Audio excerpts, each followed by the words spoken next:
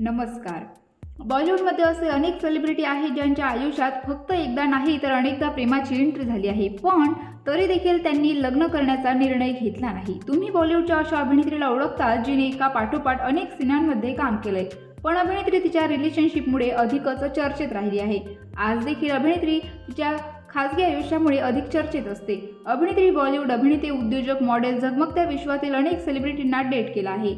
अभिनेत्रीच्या आयुष्यात प्रेमाची 1-2 वेळा नाही तर चक्क 11 वेळा एंट्री झाली आहे, पण अभिनेत्रीने कोणासोबत लग्न करण्याचा निर्णय घेतला नाही. पण लग्नाआधी आई झाल्यामुळे अभिनेत्रीला अनेक गोष्टींचा सामना करावा लागलाय.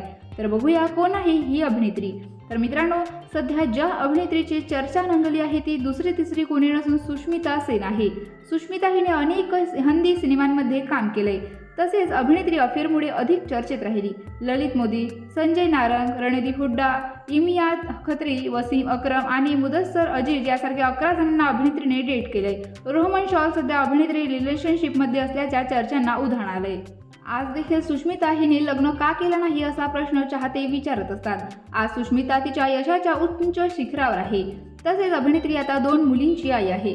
एका मुलाखतीत ती म्हणते की मला सिनेमांची शूटिंगमध्येच सोडावी लागली कारण माझ्या मोठ्या मुलीची प्रकृती गंभीर होती. अभिनेत्रीची मोठी मुलगी रिनी हिला रुग्णालयात दाखल करण्यात आलं होतं.